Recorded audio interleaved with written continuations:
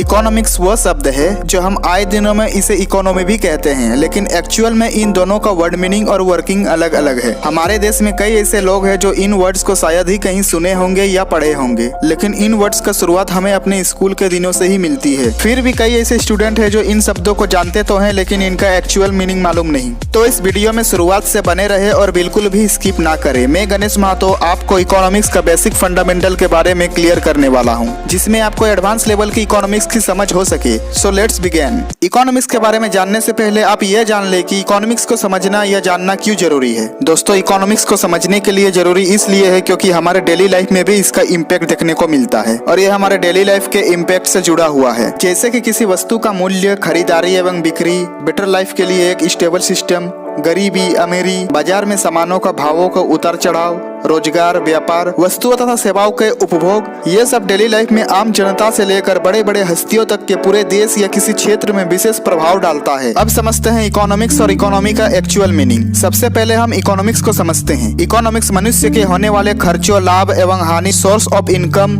सेवाएं, उपभोग आदि जैसे इकोनॉमिक एक्टिविटीज को रिप्रेजेंट करता है। आसान भाषा में कहा जाए तो यह मनुष्य के लिए जीवन यापन को पैसे के साथ लिंक करके स्टडी करता है। यानी कि इकोनॉमिक्स का मतलब यह मनुष्य के जीवन यापन को पैसों के साथ लिंक करके स्टडी किया जाता है। इसके बाद हम इकोनॉमी का एक्चुअल मीनिंग समझते हैं। इकोनॉमी एक अधूरा इनकम्प्लीट वर्ड है अगर इसके पहले किसी कंट्री या स्पेशल एरिया का नाम ना जोड़ा जाए। इनफैक्ट जब हम किसी कंट्री को उसके सारी इकोनॉमिक एक्टिविटीज के कॉन्टेक्स्ट यानी कि संदर्भ में डिफाइन करते हैं तो उसे इकोनॉमी कहते हैं। जैसे कि मैंने पहले ही बोला था कि इकोनॉमिक एक्टिविटी किसी कंट्री या ट्रेड या बिजनेस क्राइटेरिया, डोमेस्टिक क्राइटेरिया और गवर्नमेंट द्वारा रेयर रिसोर्सेज के यूज, वस्तुओं तथा सेवाओं के उपभोग, उत्पादन तथा वितरण से संबंधित है। हमारे इंडिया का इकोनॉमी सिस्टम एक मिक्स्ड प्लान इकोनॉमी है क्योंकि यहाँ पर इकोनॉमिक्स को डाइवर्सिफाई किया गया है। विश्व विकास रिपोर्ट यानी कि वर्ल्ड डेवलपमेंट रिपोर्ट 2014 के अनुसार 2012 में परचेसिंग पावर पैरिटी की दृष्टि से इंडियन इकोनॉमी वर्ल्ड के 3rd नंबर पर आती है। परचेसिंग पावर पैरिटी 2021 में भी अब तक की यही रिपोर्ट बताई गई है कि इंडिया 2021 में परचेसिंग पावर पैरिटी की दृष्टि में 3rd लार्जेस्ट इकोनॉमी है। आपको बता दें कि पीपीपी के अकॉर्डिंग इंडिया से 2 बड़ी इकोनॉमी यूएसए और चाइना है।